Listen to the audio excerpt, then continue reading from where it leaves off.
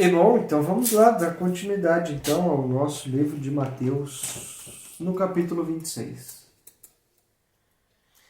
Um capítulo um tanto interessante, e como a gente está fazendo isso desde o início, desde do capítulo 1 de Mateus, não foi ontem, nem a semana passada, e nem o mês passado que nós começamos. Já tem um tempo que a gente está fazendo, seguindo essa ordem. E eu não acredito em coincidência, né? Não acredito que é por acaso que alguns assuntos venham cair nas datas que, obviamente, elas têm que ser ensinadas e ser ouvidas.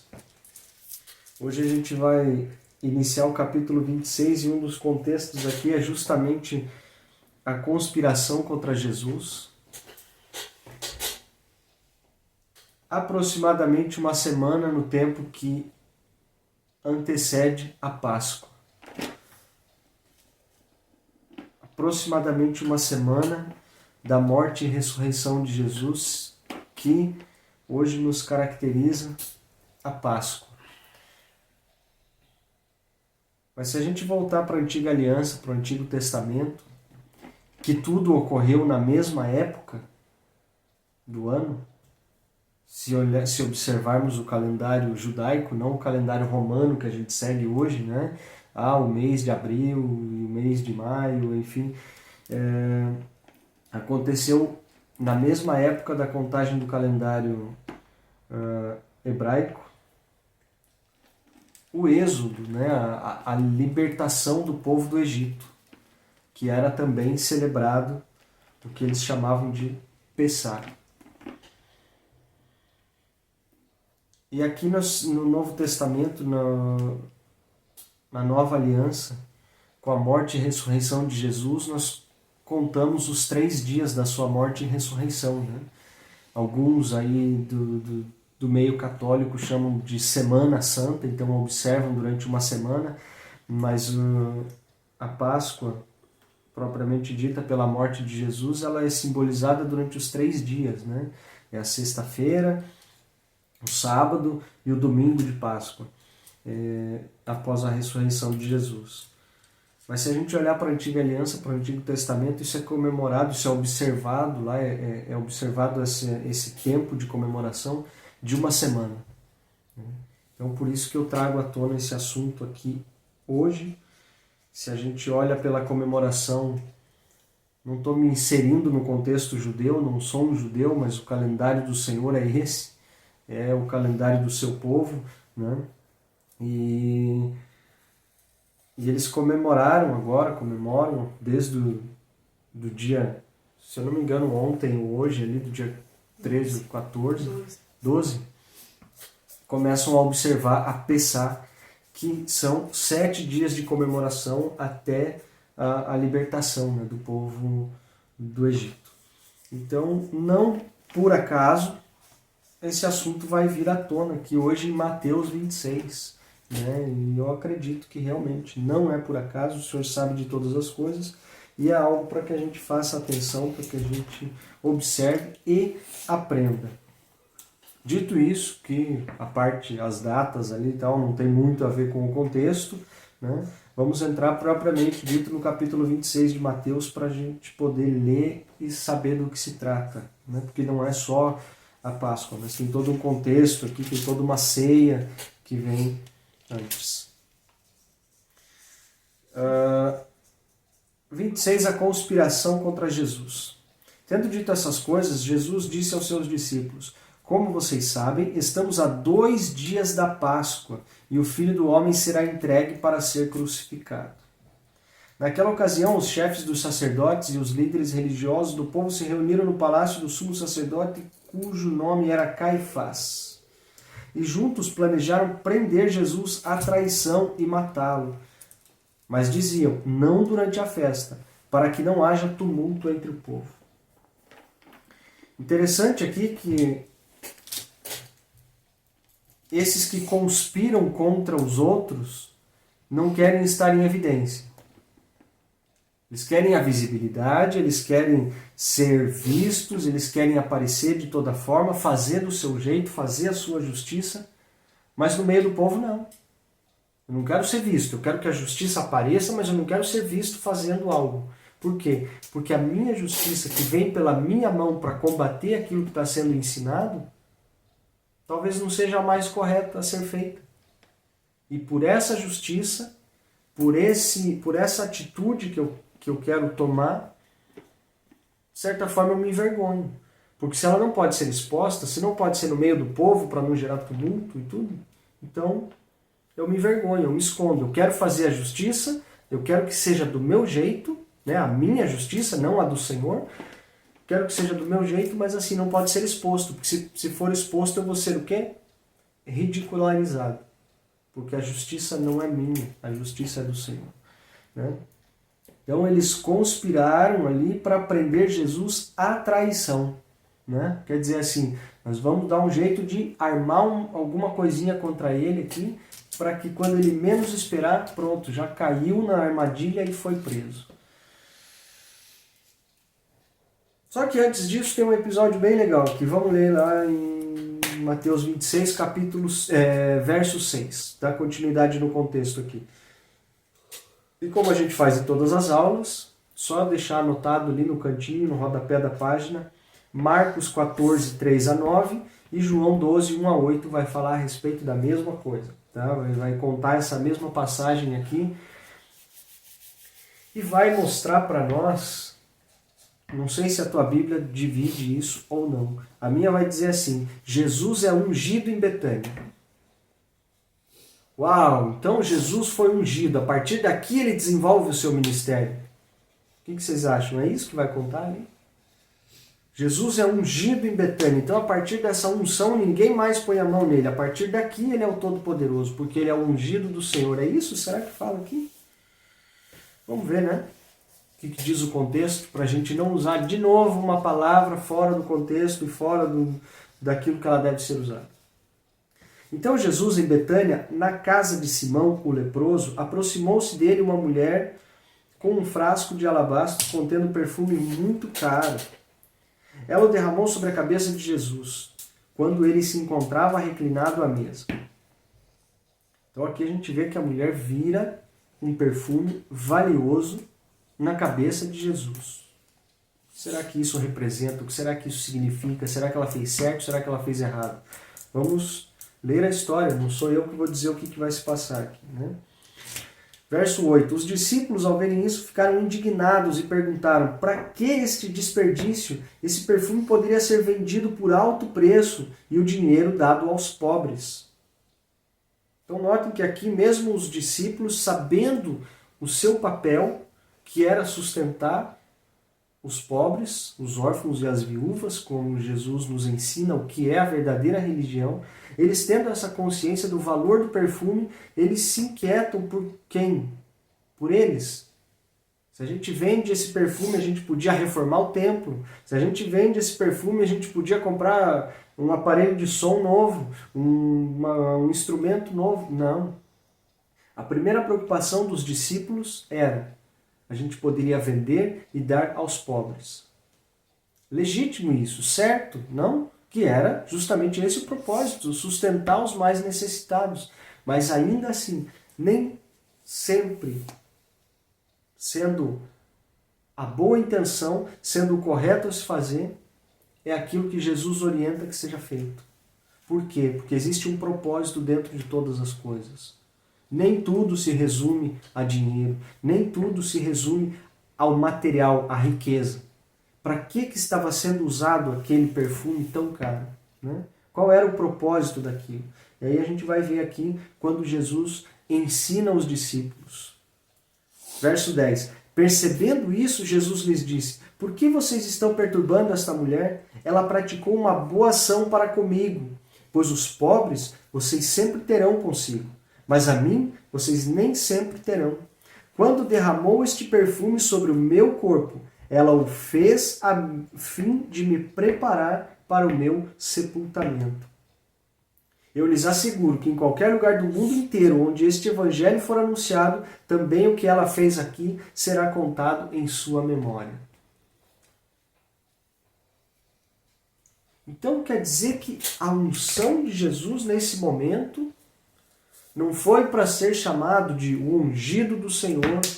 Não foi porque eu derramo um óleo sobre a tua cabeça, você está habilitado a fazer tal coisa. Não. A unção de Jesus nesse momento aqui, o próprio Jesus nos conta isso e diz qual o propósito desse óleo derramado sobre a cabeça dele, desse perfume derramado, é que o quê? Verso 12 nos diz, quando derramou este perfume sobre o meu corpo, ela o fez a fim de me preparar para o sepultamento. Então esta era a verdadeira unção deste óleo sobre Jesus aqui naquele momento. Então notem que esse tipo de unção, vira o óleo daqui, vira o óleo dali, existem muitos propósitos e aplicações. E aqui está uma delas. Não é simplesmente, a partir de aqui eu te habilito a fazer o que quer que seja. Quem habilita é o Senhor. Quem nos autoriza a fazer o que quer que seja em seu nome é Ele. Amém?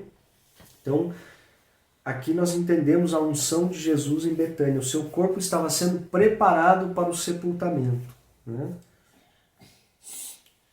Vamos avançar mais um pouquinho, verso 14. Então um dos 12, chamado Judas Iscariotes, dirigiu-se aos chefes dos sacerdotes e lhes perguntou: o que me darão se eu entregar a vocês? E lhe fixaram o preço de 30 moedas de prata. Deste momento em diante, Judas passou a procurar uma oportunidade para entregá-lo. Sério esses versos aqui também para nós, para que possamos refletir e identificar aqueles que estão à nossa volta. Judas teve o mesmo ensino, foi recebido da mesma forma, com o mesmo amor e tratado da mesma maneira que os outros 11. Por que num determinado momento seu coração se voltou para outra coisa? Será que foi neste momento? Ou será que sempre foi assim e na primeira oportunidade ele revelou aquilo que realmente estava no seu coração? Ele estava junto com os 12 por conta de Jesus? Por causa do Evangelho? Ou era somente uma oportunidade para ele? Não sou eu a afirmar isso, não posso dizer para vocês. O que eu sei é que na primeira oportunidade ele perguntou aos chefes dos sacerdotes: o que eu vou ganhar se eu entregar esse camarada?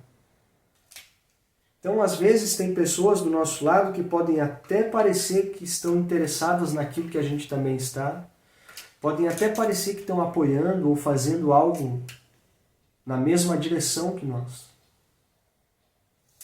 Mas se o coração não for o mesmo, na primeira oportunidade, por qualquer moeda, por qualquer visibilidade, por qualquer like,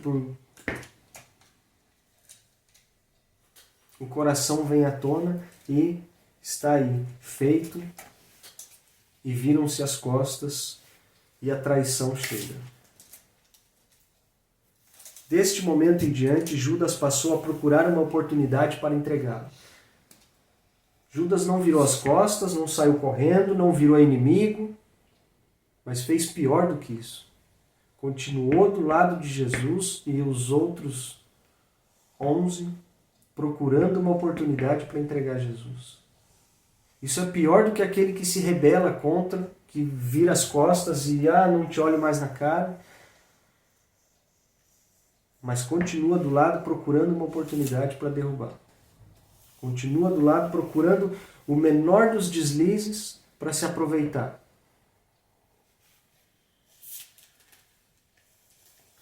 Verso 17, a ceia do Senhor. No primeiro dia da festa dos pães sem fermento, os discípulos dirigiram-se a Jesus e lhe perguntaram: onde queres que preparemos a refeição de Páscoa? Ele respondeu dizendo que entrasse na cidade, procurasse um certo homem e lhe dissesse: o mestre diz, o meu tempo está próximo, vou celebrar a Páscoa com os meus discípulos em sua casa. Os discípulos fizeram como Jesus os havia instruído e prepararam a Páscoa. Lembrando aqui que se a gente trazer um pouquinho do contexto daquilo que eu falei no início, eles preparavam e eles comiam essa Páscoa justamente observando o tempo, observando a semana da Páscoa, de acordo com o calendário hebraico. Então, não era simplesmente de sexta a domingo, né? Eram 7 dias de observação dessa festa. Jesus, como um bom judeu, ele guardava os costumes também, conhecia muito bem a lei e respeitava isso, né? Ele não veio para abolir nada disso, ele não veio para eliminar nada disso, tanto que ele cumpria algumas das festas, ele cumpria ali o calendário, né, e tudo, não hipocritamente como aqueles que só guardavam as leis e não praticavam nada, mas ele veio ensinar um novo tempo, ele veio ensinar, ele veio colocar no coração esta lei para que não fôssemos seguidores somente das letras, né, mas que fôssemos ali seguidores dele próprio e do Espírito Santo que ele deixaria no que estaria por vir ainda, né? Então, observando isso e dentro do mesmo período, no mesmo propósito, cumprindo a mesma festa, eles comemoravam, comiam desta Páscoa, como diz aqui a partir do verso 19, né? Os discípulos fizeram como Jesus os havia instruído e prepararam a Páscoa. Ao anoitecer, Jesus estava reclinado à mesa com os 12, e quando estavam comendo, ele disse: digo-lhes que certamente um de vocês me trairá. Eles ficaram muito tristes e começaram a dizer-lhe um após o outro: com certeza não sou eu, Senhor. É curioso esta passagem aqui, essa parte relatada por Mateus, que quando Jesus identifica um traidor no meio da mesa, a dúvida vem sobre todos, né? Porque todos eram homens, sujeitos às mesmas paixões, medos, fraquezas e tudo. Então, visto tudo que eles tinham vivido com Jesus até ali, eles sabiam que o dia de amanhã não era muito bem certo para eles, né? Antes de conhecer Jesus, todos sabiam, todos tinham um trabalho, uma profissão, né? Mateus, ele sabia que ele ia levantar, ele ia cobrar os impostos. Pedro e os outros sabiam que eles iam levantar e eles iam pescar no final do dia ali, né? Iam fazer a coleta daquilo que foi vendido, enfim, eles tinham as suas profissões, os seus dias bem definidos, né? Por assim dizer, tinha uma rotina. Com Jesus não era mais assim, né? Um dia eles estavam numa cidade, daqui a pouco iriam para outra e pregavam as boas novas e anunciavam, e o que eles achavam que ia ser um dia tranquilo, daqui a pouco tinha um milagre acontecendo, um aleijado que saía andando, um cego que estava vendo. Então era tudo muito diferente, muito novo, cada dia era uma coisa diferente. Então eles não tinham certeza deles no próximo dia. O que eles sabiam é que estariam com Jesus e aprendendo dia após dia. E a dúvida vem. E eles começam a tentar se afirmar, né? Não sou eu que vou trair, eu estou aqui, eu vou fazer assim, eu vou fazer assado, não sou eu que vou fazer esse tipo de coisa e tudo. Até um certo ponto eles estavam certos deles mesmos. Mas a dúvida sempre paira no ar. E quando a atitude não condiz com aquilo que a gente tanto fala, a gente tenta se afirmar primeiro através de palavras, né? Não é assim, não é assim, não é assim, mas o que eu estou fazendo é completamente o contrário. E vocês vão entender por quê. Eles ficaram muito tristes e começaram a dizer um após o outro: com certeza não sou eu, Senhor. Afirmou Jesus: aquele que comeu comigo do mesmo prato há de me trair. O Filho do Homem vai, como está escrito a seu respeito. Mas ai daquele... Desculpa. O Filho do Homem vai, como está escrito a seu respeito. Mas ai daquele que trai o Filho do Homem. Melhor seria que não tivesse nascido.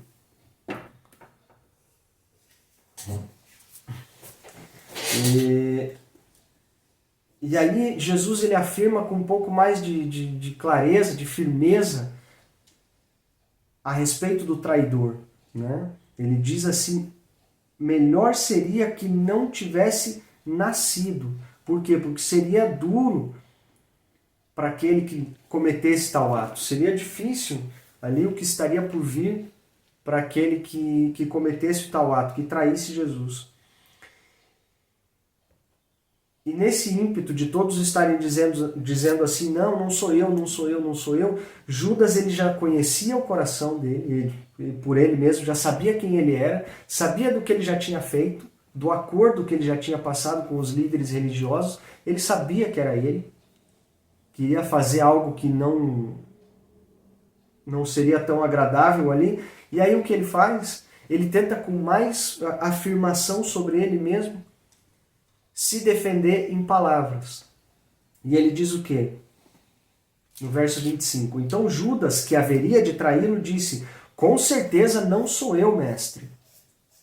E Jesus afirmou, sim, é você. O que a gente vê nesse verso aqui, o que a gente consegue identificar com a atitude de Judas?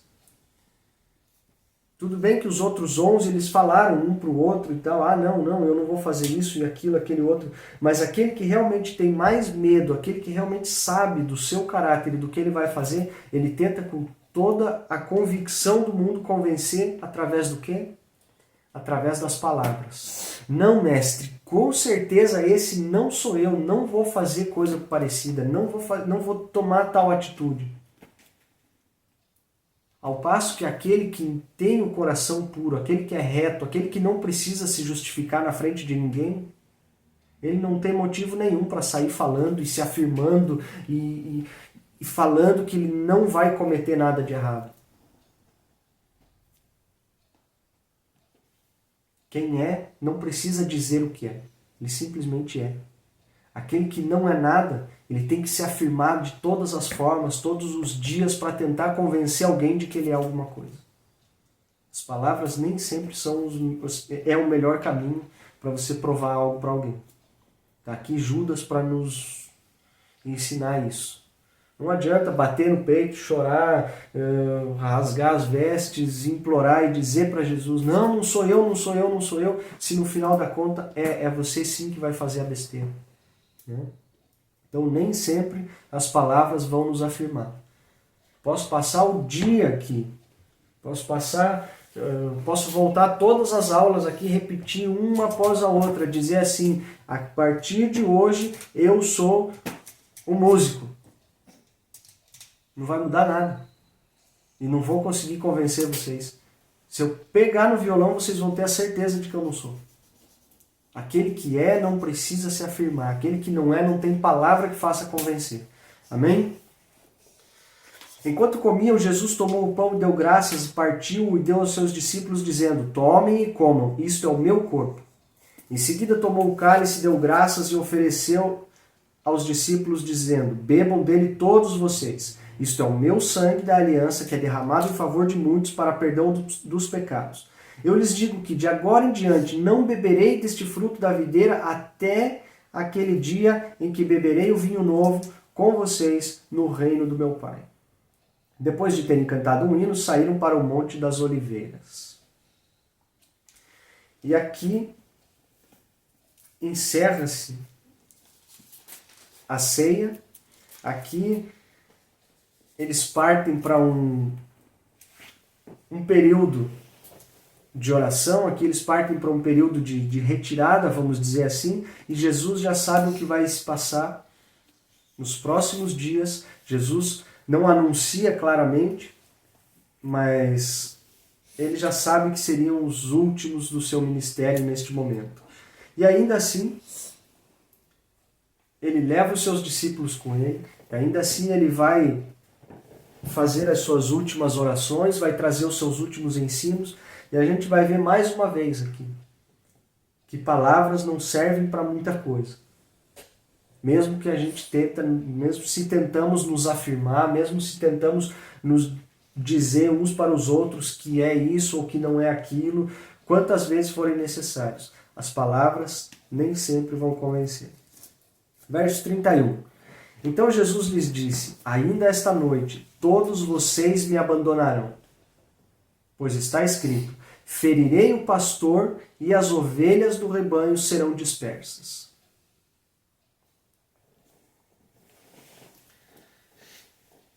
Mas depois de ressuscitar, irei diante de vocês para a Galiléia. Pedro respondeu, ainda que todos te abandonem, eu nunca te abandonarei. Lá vem o senhor da falta de controle, vamos assim dizer. O senhor do ímpeto lá. Lá vem Pedrão. Nunca te abandonarei, Senhor. Será mesmo?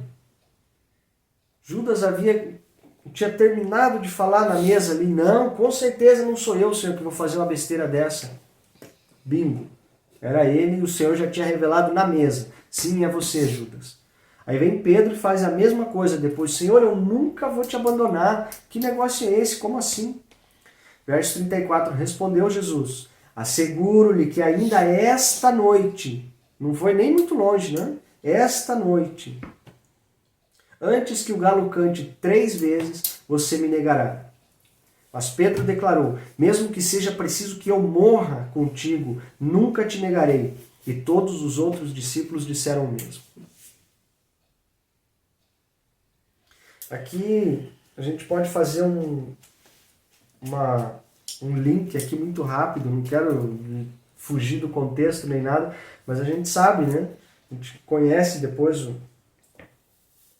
o que está por vir quando Jesus chega ao lado de Pedro novamente e pergunta, né? Pedro, tu me amas?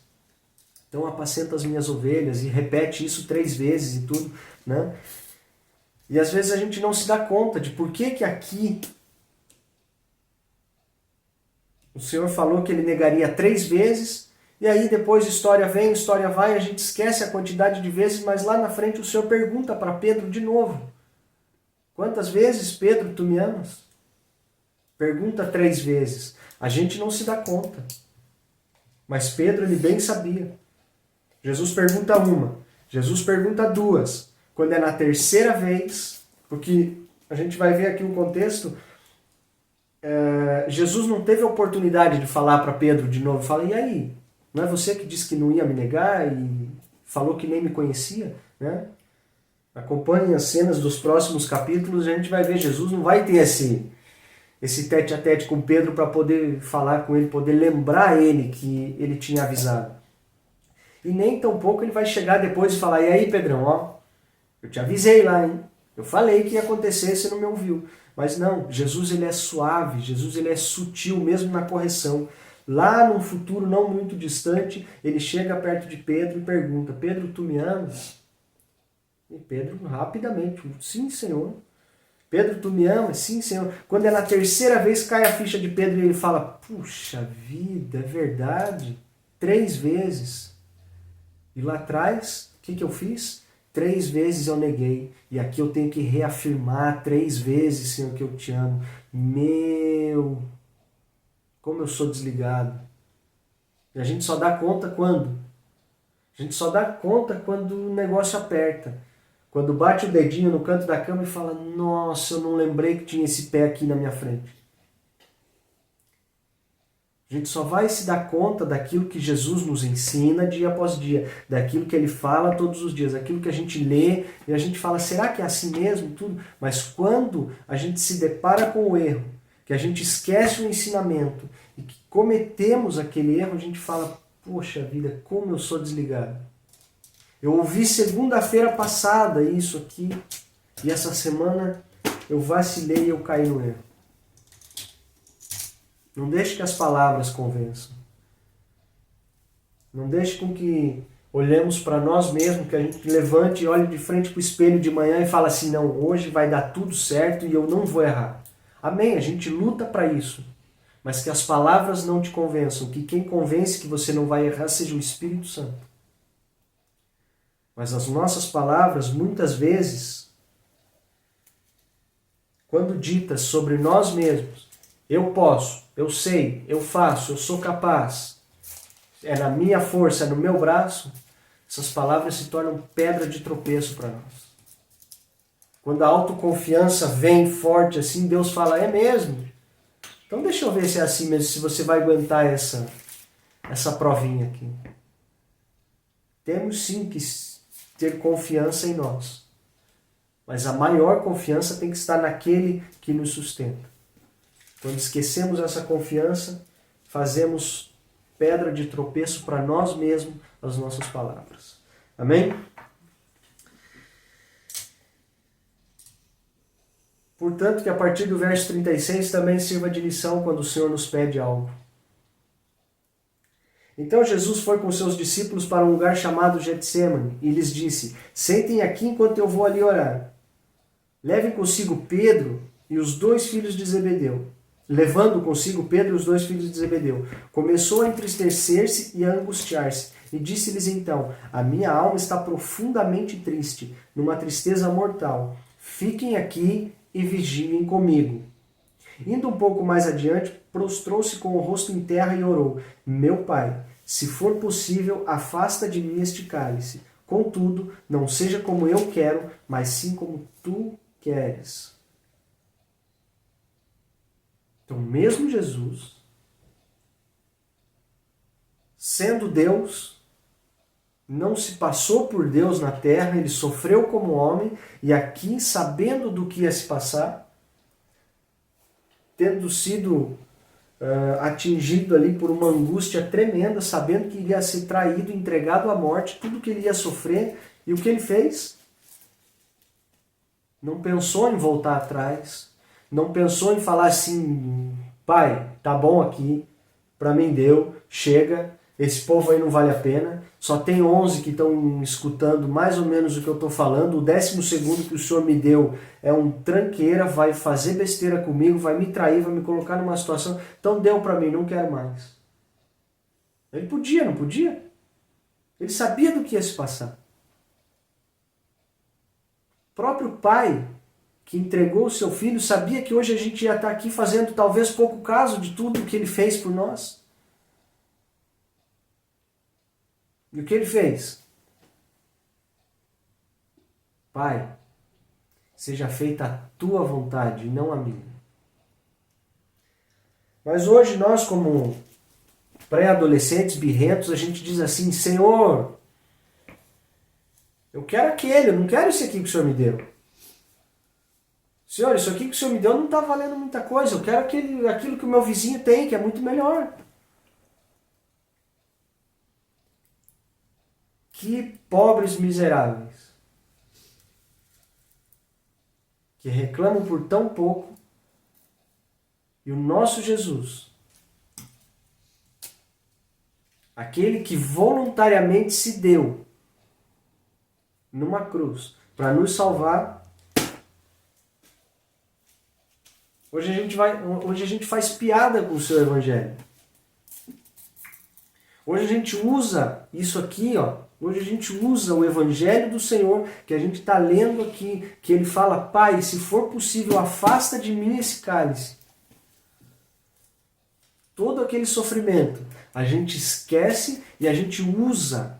Eu digo usa porque a gente não pratica, mas a gente usa esse Evangelho numa disputa ridícula de poder. Numa disputa ridícula de lugar e de visibilidade e de tudo. E a gente esquece do sacrifício. A gente esquece daquilo que ele passou para poder dar um pingo de esperança para mim e para você. De uma vida eterna longe desse mundo cruel que vai de pior a pior.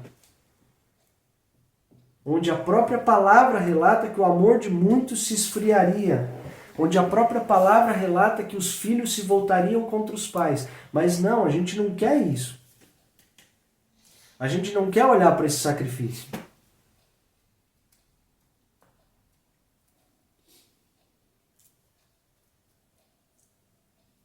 E ali naquele momento, sabendo do que ele ia passar, estando extremamente angustiado, a ponto de suar gotas talvez de sangue, como a palavra vai nos dizer também,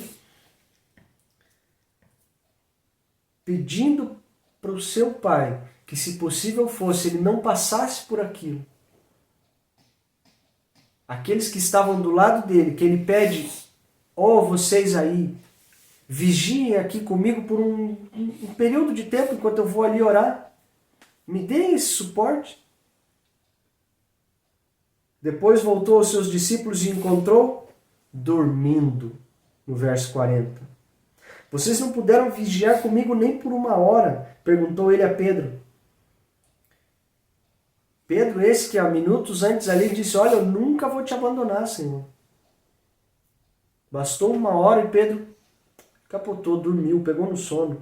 Verso 41, vigiem e orem para que não caiam em tentação. O espírito está pronto, mas a carne é fraca.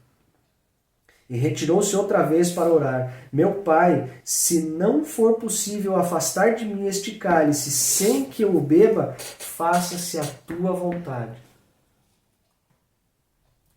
Quando voltou, de novo encontrou-os dormindo, porque seus olhos estavam pesados. Então os deixou novamente e orou pela terceira vez, dizendo as mesmas palavras. Não foi uma nem duas vezes, foram 3 vezes. Depois voltou aos discípulos e lhes disse, vocês ainda dormem e descansam? Chegou a hora. Eis que o Filho do Homem está sendo entregue nas mãos de pecadores. Levantem-se e vamos. Aí vem aquele que me trai. Opa! Ele não estava lá em cima do monte, não subiu para orar sozinho e os seus discípulos atrás dele estavam dormindo? Como é que ele volta da oração e ele diz para os discípulos, ei, é agora. O Filho do Homem está sendo entregue nas mãos dos pecadores. Ele ainda não tinha encontrado ninguém, ele ainda não tinha encontrado os guardas, Judas ainda não estava ali, ele estava lá orando. Ele não encontrou com ninguém no secreto, ninguém passou um WhatsApp para ele dizendo assim, Jesus, foge que a galera está chegando. Não. É esse contato que a gente substituiu pelo WhatsApp.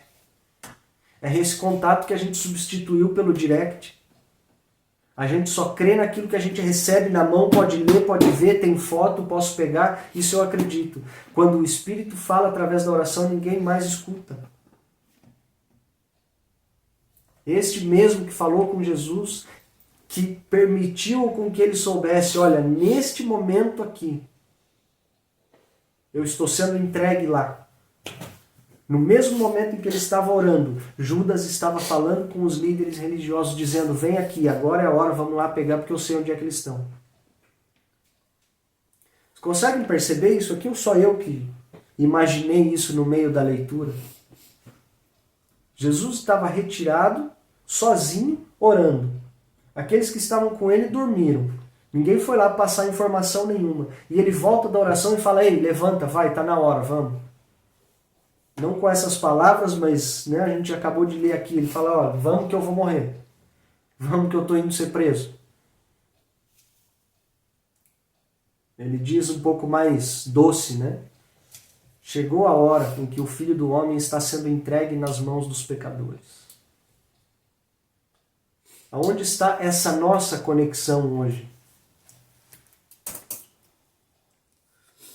Porque ele subiu, lógico, né? A gente vai ver isso aqui nos livros que estão por vir, mas ele nos disse que nos deixaria o Consolador, nos deixaria aquele que nos ensinaria e nos faria lembrar de todas as coisas. Então hoje temos o Espírito Santo. Sabemos disso e acredito que não só eu, mas muitos de nós aqui que terão acesso a essa mensagem já tiveram alguma experiência assim. E sabem que o Senhor é real, sabem que Jesus está por vir e antes de ele vir, ele está lá no céu com Deus Pai e o Espírito Santo para nos transmitir a mensagem aqui na terra. Por que nós abandonamos essa conexão hoje? Por que tudo foi trocado pelo Wi-Fi? E a conexão lá do céu, zero.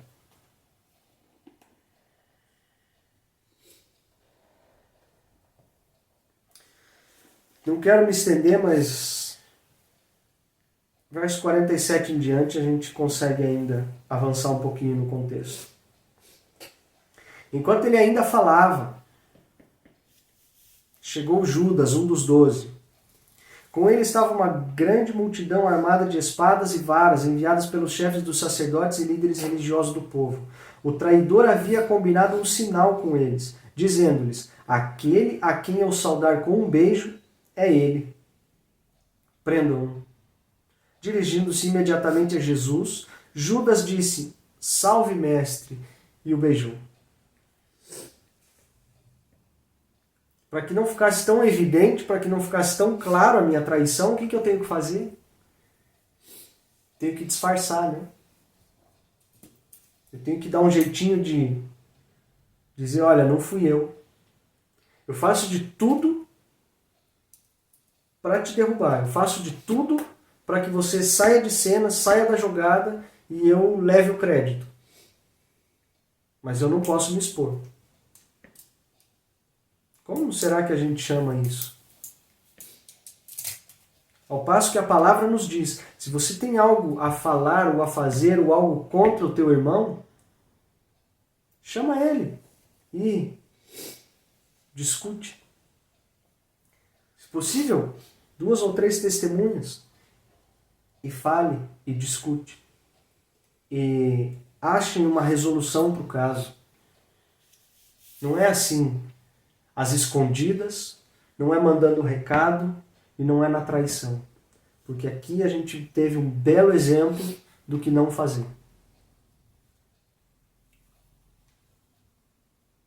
Não faz parte da aula, mas é um parênteses muito interessante para reforçar a ideia do que eu disse aqui atrás e para que vocês entendam que eu não estou falando bobagem. De como a gente não está nem aí para isso aqui. De como muitos não estão nem aí para o que diz a palavra de Deus. E agem igualzinho Judas age. E usa a palavra de Deus ainda para dar crédito para aquilo que fazem.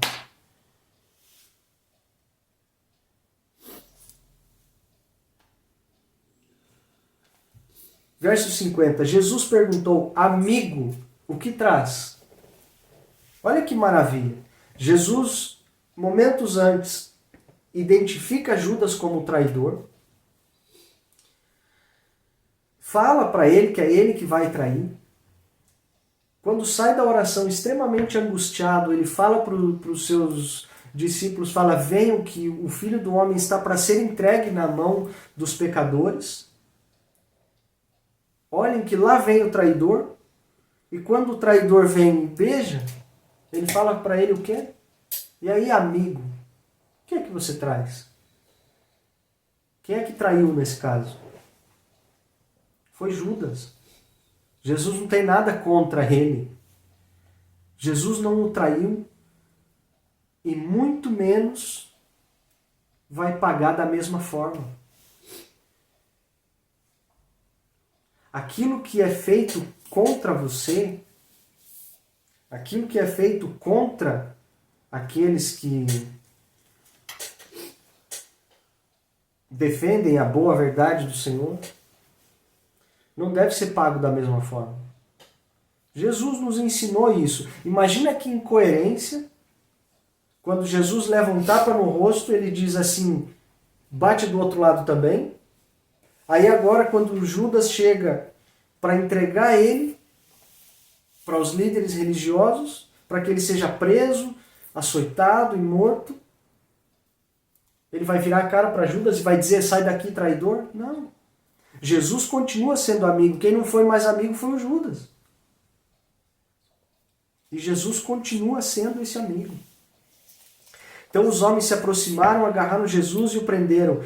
Um dos que estavam com Jesus, estendendo a mão, puxou a espada e feriu o servo do sumo sacerdote, decepando-lhe a orelha. Aquele que está mais habituado com a história aqui, diz para mim quem foi esse abençoado. O rei do ímpeto, né?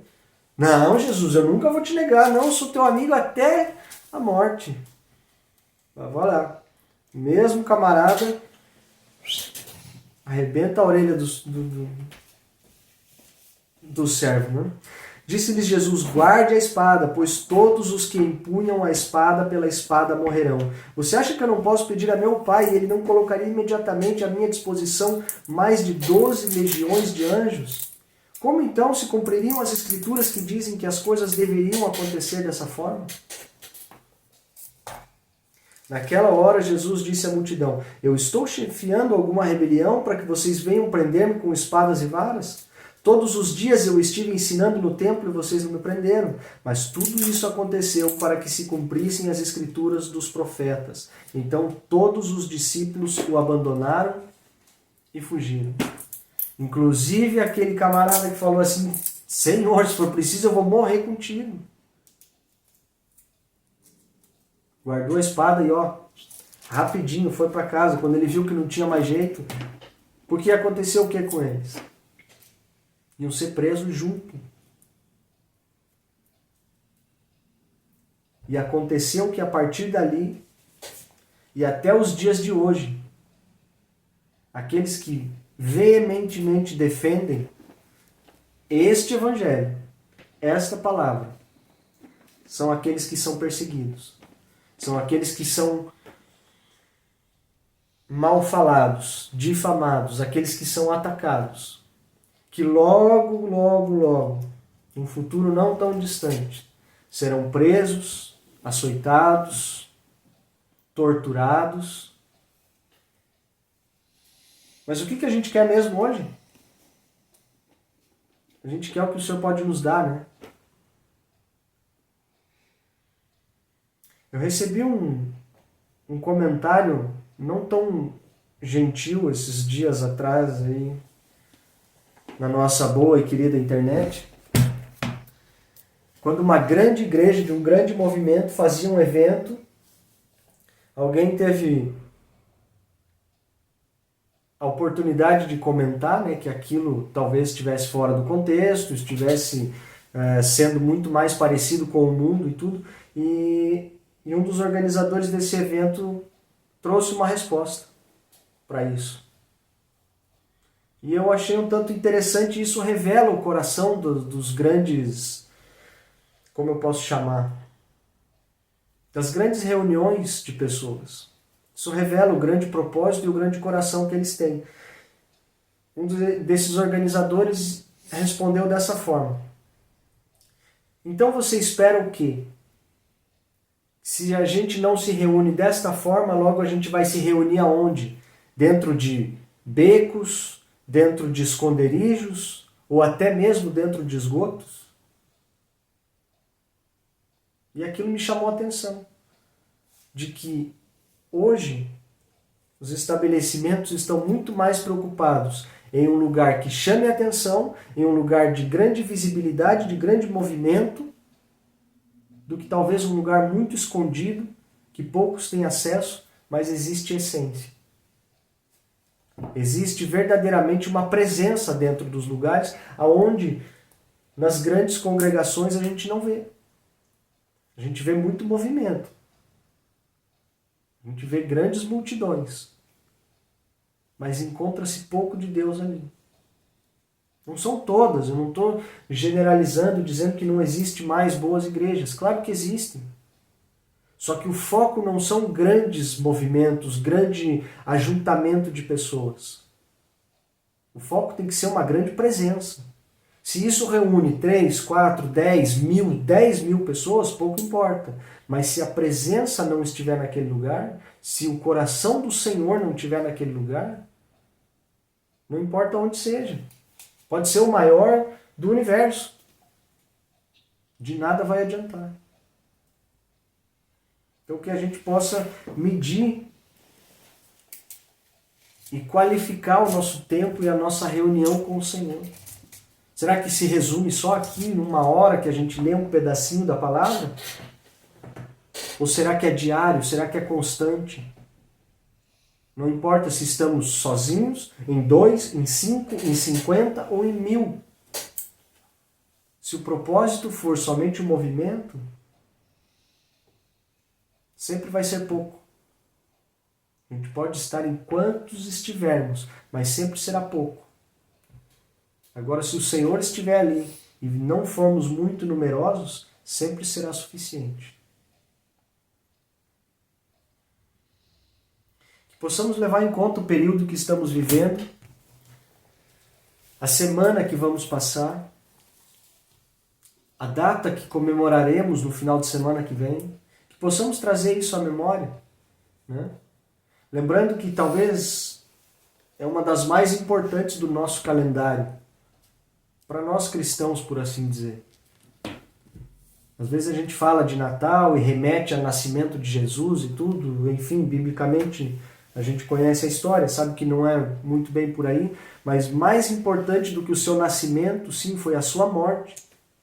Então que possamos refletir essa semana e que isso nos faça voltar ao verdadeiro propósito, que isso nos faça colocar o nosso coração exatamente naquele monte onde estava orando o Senhor. Será que temos valorizado aquilo que Ele passou, aquele sacrifício? Será que temos realmente olhado para isso?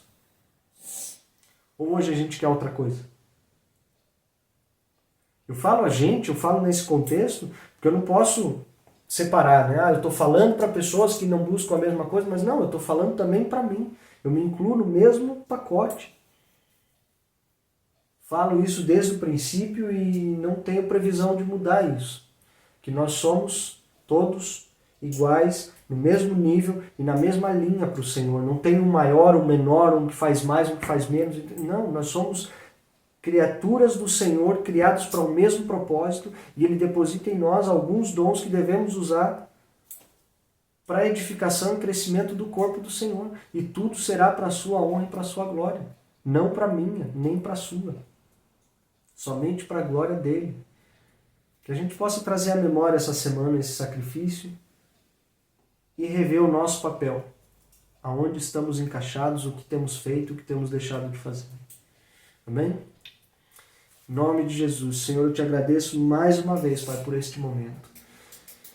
Pai, me perdoa se eu estou distante daquilo que eu deveria ser, Pai, daquilo que eu deveria estar fazendo, Senhor amado, e o Senhor conhece o meu coração e sabe de todas as coisas e sabe que a cada dia que passa eu preciso mais e mais e mais de Ti, Senhor, para que eu possa me manter de pé e para que eu possa, Senhor, manter a Tua palavra viva em mim, dia após dia, Senhor. Te peço que o Teu Espírito Santo, Pai, possa testificar isso em mim, possa testificar isso, Senhor, naqueles que ouviram essa mensagem, Pai, e que o Teu Espírito Santo seja vivo dentro de cada um de nós aqui, Pai.